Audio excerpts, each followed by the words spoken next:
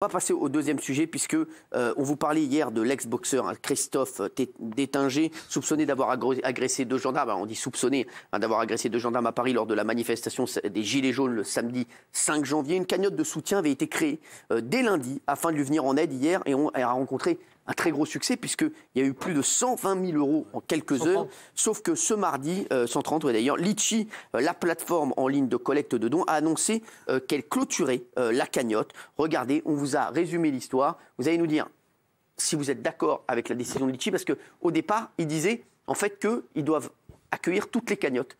Voilà, c'était leur position au départ et ils ont changé de position après. Regardez. Samedi dernier avait lieu le 8e acte de mobilisation des Gilets jaunes dans toute la France. Parmi les temps forts, ces images chocs d'un homme boxant à CRS sur un pont de Paris qui ont fait le tour d'internet et qui n'ont pas manqué d'indigner de nombreux internautes quand d'autres saluaient au contraire cette agression envers les forces de l'ordre. Depuis, l'homme a été identifié par les autorités. Il s'agit de Christophe Détinger, ancien boxeur professionnel, un individu soutenu par certains Gilets jaunes. La preuve avec cette cagnotte en soutien aux boxeurs lancée sur le site de collecte d'argent Litchi. Au total, plus de 8000 donateurs ont participé à cette quête et 120 000 € ont été récoltés. Dans le descriptif de la page de soutien, on peut lire les mots suivants. Nous souhaitons soutenir sa famille et lui montrer la solidarité du peuple des Gilets jaunes, du vrai peuple français. Une initiative qui n'a pas du tout plu à Marlène Schiappa, la secrétaire d'État en charge de la lutte contre les discriminations. Rendez-vous compte à quel degré de haine nous en sommes arrivés dans le débat public. Cette cagnotte, elle est honteuse. De son côté, le site Litchi a décidé de clôturer la cagnotte et a précisé qu'il veillerait à ce que l'argent récolté ne soit utilisé que dans le cadre de la défense judiciaire de Christophe Détinger. Alors selon vous, Litchi a-t-il bien fait de clôturer la cagnotte du boxeur?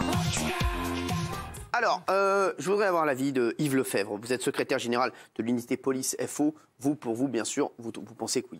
Vous avez pour carte Benaïm, mais merci. Oui, Yves. Tout simplement, Litchi n'aurait déjà pas dû ouvrir cette cagnotte. Déjà, premier point, parce que c'est, sans reprendre les propos de Schiappa, mais c'est une incitation quand même, c'est un cautionnement à casser, sinon même à tenter de tuer du policier ou du gendarme. Mais entendons-nous bien, Litchi a clôturé la cagnotte, sauf erreur de ma part, parce qu'ils avaient atteint un certain niveau de versement.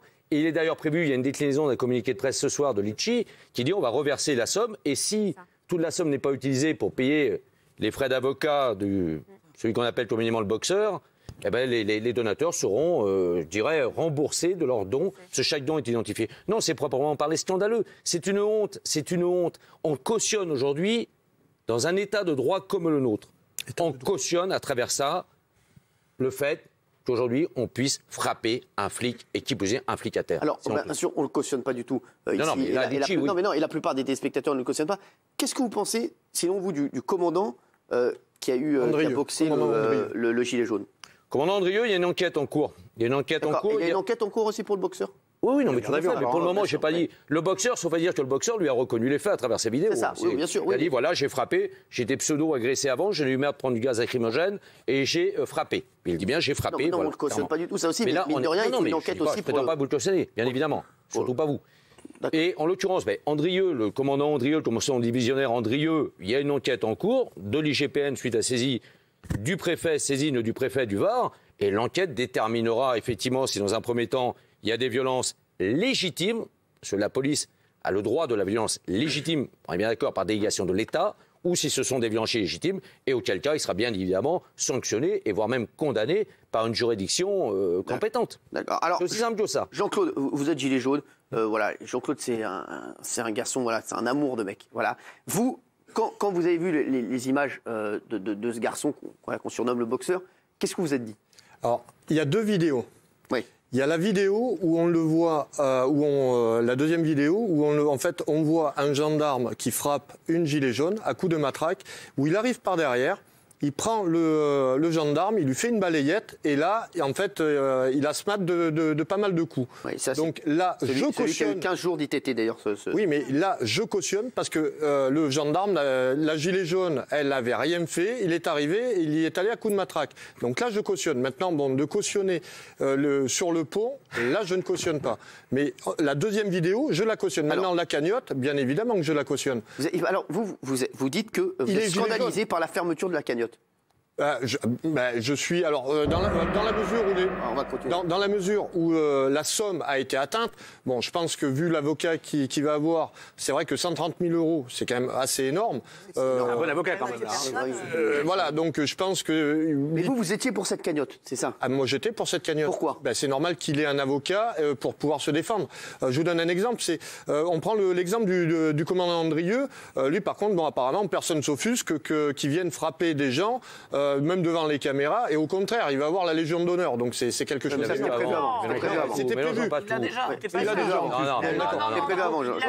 On voit certaines vidéos qui tournent d'ailleurs sur les réseaux, où on voit des fonctionnaires de police frapper au sol. Ils se mettent à plusieurs à frapper à coups de matraque, à coups de pompe, des gilets jaunes qui sont au sol. Ça, personne s'en offusque.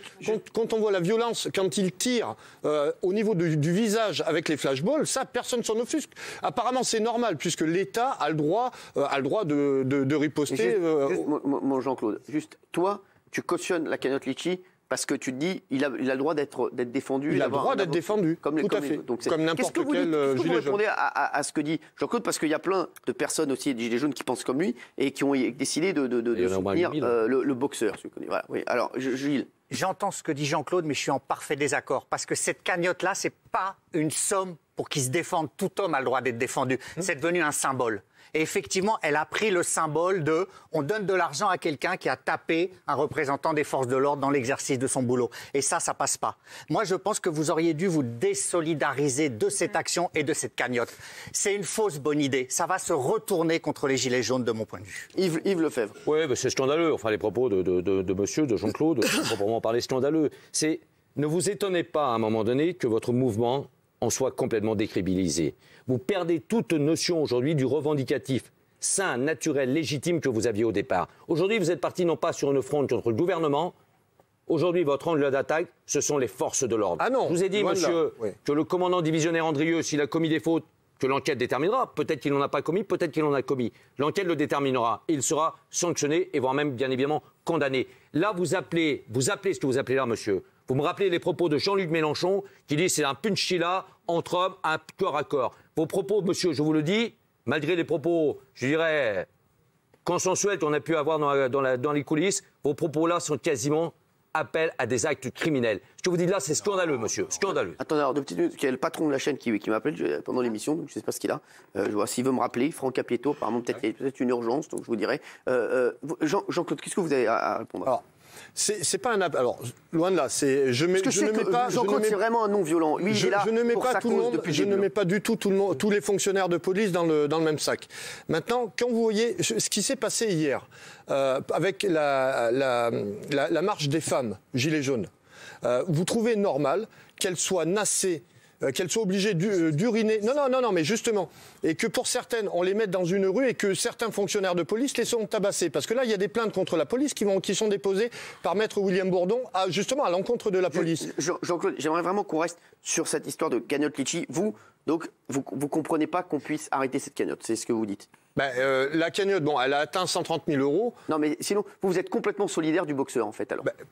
Solidaire en partie, oui. Parce que moi, je me réfère à la deuxième vidéo, si vous l'avez, vous pouvez la monter, où justement, il défend une femme gilet jaune. Et là, pour moi, c'est de la légitime défense. D'accord. Alors, on va voir, on va pas pouvoir, entendre tout le monde. Jean-Michel, oui. Non, je voulais juste dire qu'évidemment que l'acte, tout le monde le dénonce, il est inadmissible, la façon dont ce boxeur s'en est pris à cet agent des forces de l'ordre, c'est inadmissible. Mais je pense que ce qui est plus grave et plus symbolique, c'est que je pense que la plupart des gens qui ont financé cette cagnotte, c'était pas un appel, une approbation de la violence. Non. Mais ces gens, comme on est dans un soulèvement qui est pratiquement populaire, il y a la volonté de vouloir répondre coup pour coup, genre on emprisonne quelqu'un, boum, on le soutient. C'est comme dans une révolution, tout de suite un rapport de force qui s'installe et à un coup porté, on reporte un autre coup. Et cette cagnotte, l'importance de la cagnotte voulait dire, genre, vous nous aurez pas comme ça, on va continuer notre lutte. Tout à fait. Alors, on va voir ce qu'en pensent les téléspectateurs. Tiens, Litchi a-t-il bien fait de clôturer la cagnotte du boxeur?